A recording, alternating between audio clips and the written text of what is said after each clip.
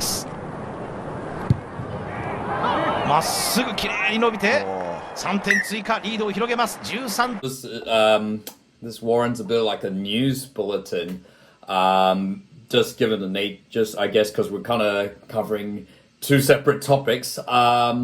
Yeah, so the first one, a couple of big pieces of rugby news. First one, of course, more relevantly for New Zealand fans.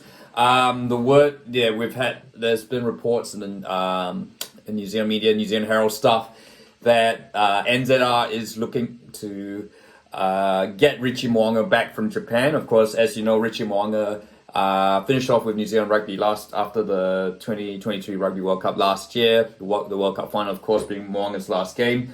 And Mo'unga has since, he's been playing in Japan for Toshiba Brave Lupus. And don't ask.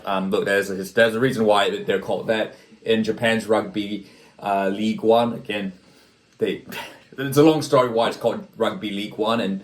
But anyway, he signed a 3-season deal which was worth about $2.2 million, which would have makes him one of the, if of course this is correct, that deal would have made him one of the most well-paid rugby players in the world, which, arguably, yes, I think that more than merits, he certainly more than deserves it. Look, the word is, at the moment, it is still a work in progress. We've had NZR's general manager of professional rugby, Chris Landrum. Look, he's saying that he was actually talking to the Rugby Direct podcast, saying like that, they regret having let Richie Mo'unga go so easily. And in fact, I was surprised when he just, I was kind of surprised, not surprised that he wanted to leave. And I was happy for him to leave, given the contributions Mo'unga has given to New Zealand Rugby and Crusaders and all that. I was just surprised that New Zealand Rugby didn't offer him the same sort of sabbatical contract that they have done for Dan Carter's, Beauden Barrett's, Cody Taylor. Given he's arguably one would argue he's a better first five than Beauden Barrett. So, but in any case, that's moot point now. Look, they are certainly wanting to get him back on the New Zealand Rugby contract. They've been talking with his agent. That's one of the plans.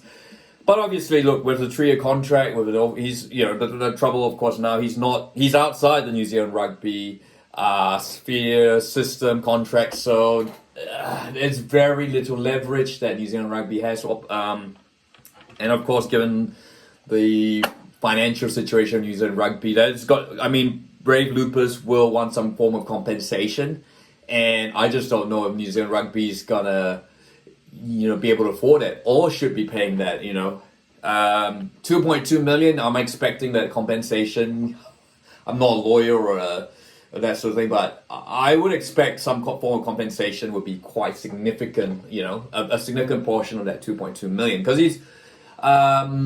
And should New Zealand Rugby be paying that amount? I mean, what is that going to be? And does that send the wrong sort of message to your likes of your Cam Millers, your Brett Camerons, your JP Hockey, all these rising New Zealand Rugby stars that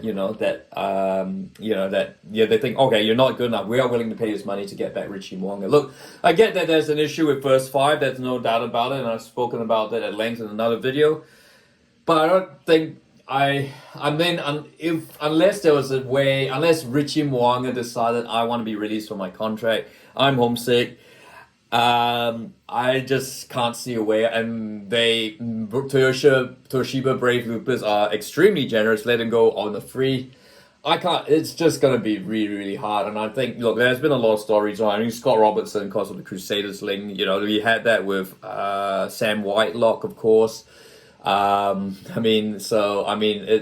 kind of feel this is very remote, but look, we shall see. Stranger things have happened, and I guess it just it always flips it back to the eligibility criteria New Zealand Rugby has. Of course, we are the one nation where you have to be playing in New Zealand to play for the All Blacks, or technically you have to be a New Zealand Rugby player to be you have to be contracted to New Zealand Rugby to be an All Black.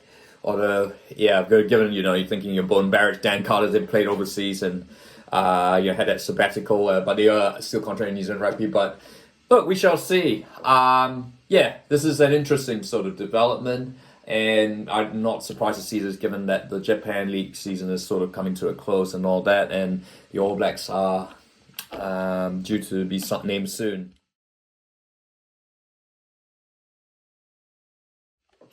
We've got to have a brief shout out, of course, since we're talking all things rugby, and yeah, it is a big weekend of rugby. You know, it's Blues, Hurricanes Blues, and Highlanders Crusaders. So incredible 2 W's there.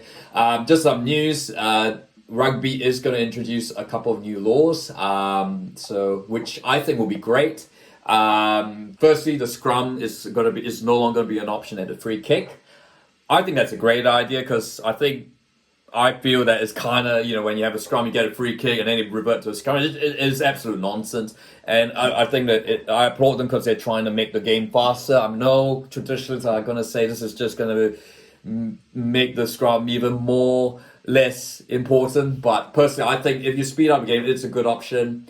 The other two things, they're looking to try and reduce kick tennis. And then the crocodile roll.